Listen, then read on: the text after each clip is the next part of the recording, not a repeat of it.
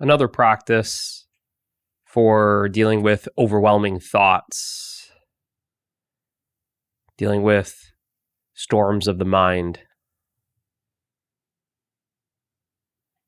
is simply just treating every thought as not true. See, we suffer our thoughts when we believe them to be true. So this is a way that we can start disidentifying with the thoughts, becoming not so interested in the thoughts, creating some distance between us and the thoughts, and really stop empowering the thoughts.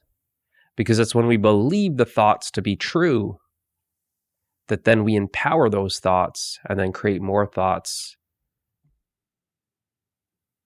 along the same line of thinking. So most people, they believe their thoughts. And a simple practice that I'm sharing with you is when these unwanted thoughts seem to arise, instead of believing it and then following them into a story, which is usually a very stressful story, negative story, sad story, story of anxiety and worry, all types of stories. Every story has conflict, right? Just like your favorite movies. Every movie has conflict in it. Otherwise, it'd be a boring story, right?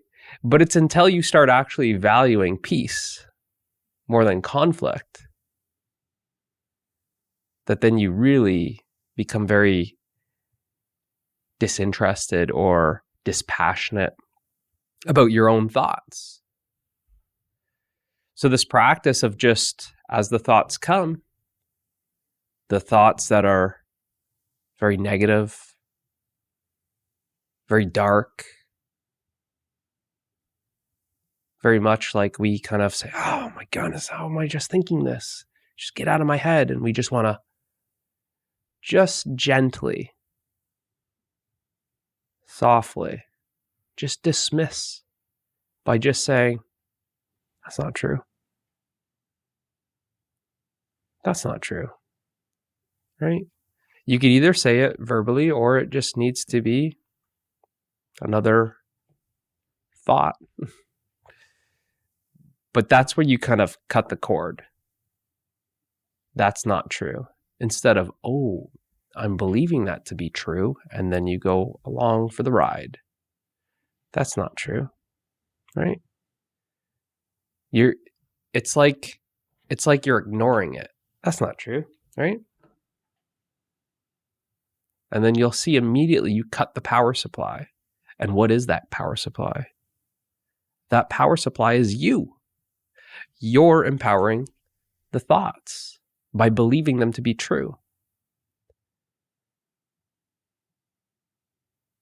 Right?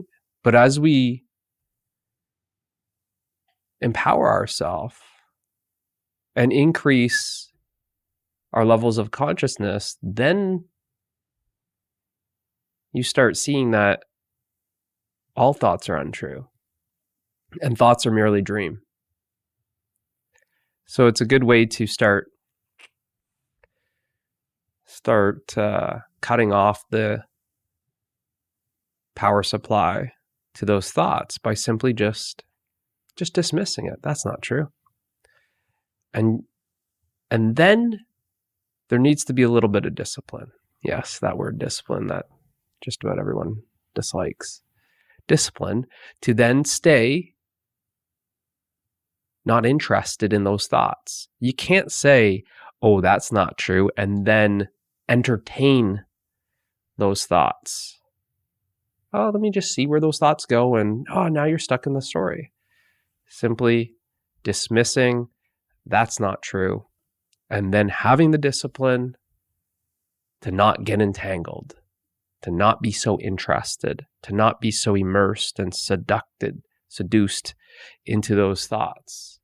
Because those thoughts are very juicy. They're juicy. They're very juicy. They're very entertaining. But if you entertain them, if you are entertained by those thoughts, then you're caught up in the story, caught up in the conflict, the drama. Right? So that's a simple practice as we are becoming more and more aware of our thoughts, that simply saying that the thought is not true, you see how very quickly it loses its power. Because in reality, only truth has power. If a thought is untrue, then you can also say, what's not true is false, and what is false isn't even real. Which is exactly why I said that all thoughts are dreams. Because on a higher level, the dream really isn't real. It's all imagination in the mind. It's all a dream in the mind. But when we believe everything to be real, it feels very real. And if we're making negative stories and conflict very real, worry, stress, all of that feels very real. But it only feels real in the mind. And once we start seeing that they're not real, that's not true. There's no power, because that which is unreal doesn't really exist. There's no power to it. So then you take your power back with that simple practice of just labeling the thought, or just having that comment or that note. You just dismiss it. That's not real. That's not true. Right? That's not true. And you'll see that energy that's behind the thought, it feels like if there's an energy behind the thought. Really, it's you giving the thought energy. Right? You giving that thought energy. And it's a good way to just cut that power supply, like I said. Because we really only empower things that we believe to be true. But by you saying that's not true, then you don't really want to feed that anymore. You cut the power source, which is you. So give that a shot. See how that helps when those mind storms start coming in. And continue with the practice, like always, is simply being aware of those thoughts. Because obviously you're not the thought. You're that which is aware of the thought. And the more you abide as the awareness that's aware of the thought, well, you're beyond the thought. You see the thoughts coming. You're really untouched by the thought. You're only touched by the thought when you get identified with the thought and entangled, where you seem to kind of go into it. So simply, that's not true. Dismissing it, it keeps you as that witness of the thought. It doesn't allow you to really go in, because that's kind of the thing. It's like, what's that saying? When you roll with the pigs, you're going to get dirty, right? Those thoughts that are very negative, they're like pigs, and you go in and you roll with them. Now all of a sudden you're dirty.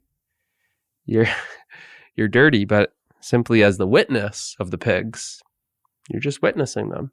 You're staying clean. And that's the awareness that you are, always pristine, pure, unstained, never touched by anything. So remain as that, because that's what you are.